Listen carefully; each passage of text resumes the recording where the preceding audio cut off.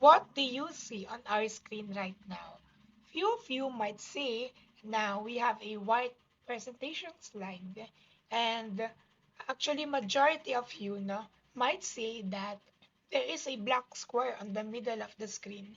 So very few of you will notice the 98% white background, and instead you will focus on the 2% black dot in the middle because it's bothering you. And it's innate to us. That personality to look for the flawed in everything is innate to us humans. And actually, in fact, in analogy to that, these concealers are built because of that innate human personality. Because women in 1970s see themselves as fraud. So instead, they will add these concealers to hide their dark spots because they think that their dark spots are their insecurities. They are flaws on their personalities. And that same issue on women way back 1970s had been the current issue of the new generation.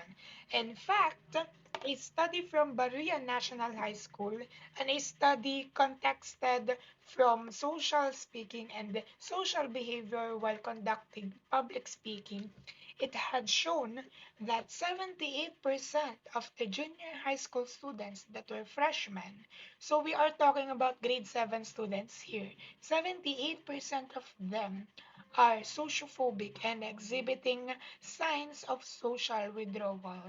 And at that very young age, it is a major concern because when you think about it, the curriculum of the Department of Education had been focusedly catering on public speaking itself. For example, even in the most theoretical subject, for example, if the teacher asked 1 plus 1 is equals to blank, if you answered 2, the teacher will tell you na i-explain mo sa board bakit 1 plus 1 is equals to 2.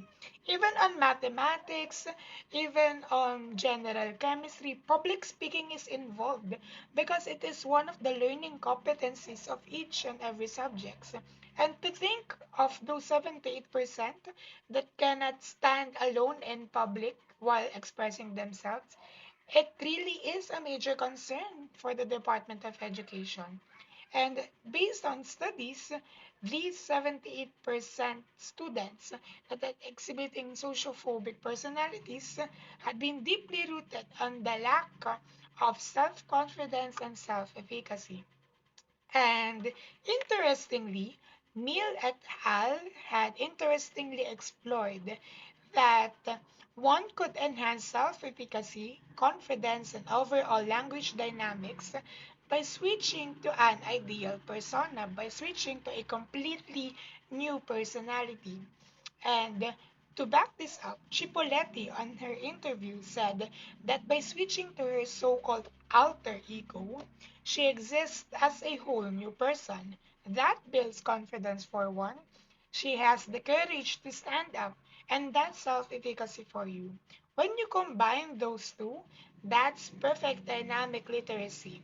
Well, interesting at some point because what Neil and Cipolleti are trying to say that by switching to a completely new and different personality, it could enhance self-confidence. And by that, they are saying, and the studies are saying that, well, it could potentially enhance language dynamics because self-confidence is rooted on the language dynamics and on public speaking itself. So if you could enhance self-confidence and self-efficacy of one individual, you could enhance his or her skills in public speaking. And that is the primary goal of this study. It is to explore and to bridge the gap between the self-confidence, alter personas, and language dynamics of a person. This way, we can help students to confidently express themselves without setbacks and social anxiety. And this has led me to ask four questions. What were the MBTI factors of the survey respondents? What were the language dynamics involved on the real and ideal personalities? And how these personalities form, progress, coexist, to identify themselves as pleasing and kind to their audiences. And these are the questions that is rooted on the real problem of the study. On the study of Feinberg, 22 out of 26 respondents experiences social anxiety. Is that a major concern? Yes, indeed, it is a major concern. Imagine this scenario, no? This slide that you can see on the screen right now represents the perfect ratio of students that has been interviewed by Heimberg on this study. This white part, yung nasa taas na white part na rectangle, those are four students na hindi nakaka-experience ng social anxiety. While that yellow box na malaki, can you see that yellow box? It totally covers up the whole presentation. That's how many, that's ganon kadami. Ganon kadami ang nakaka-experience ng social anxiety sa study ni Heimberg.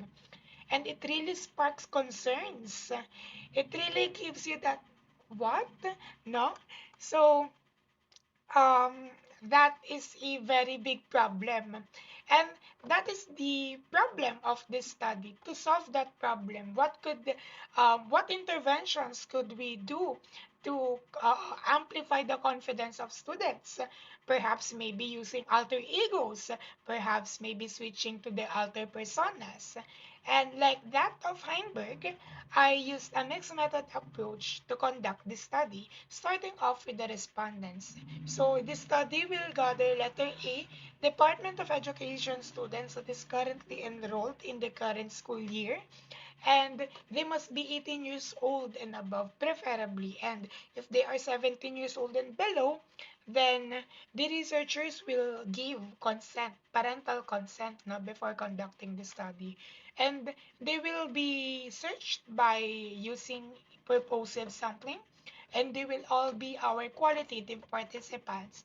They will be assessed based on the statement of the problem, and those participants that showed interesting results will be interviewed one on one. So these questions will be based on this study. And as you can see on the screen, so ito yung study na ginamit natin. And these are the questions that will be included on our survey.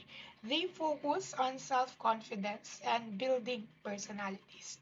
To assess, I will use a paired t-test to assess the confidence and self-efficacy of each participant group and comparing their performances based on their MBTI qualities at that specific persona. They would be given a consent, anonymity, and non-bias approach to ensure the data safetyness, quality, and rigor. This has been my title, and that's all. Thank you.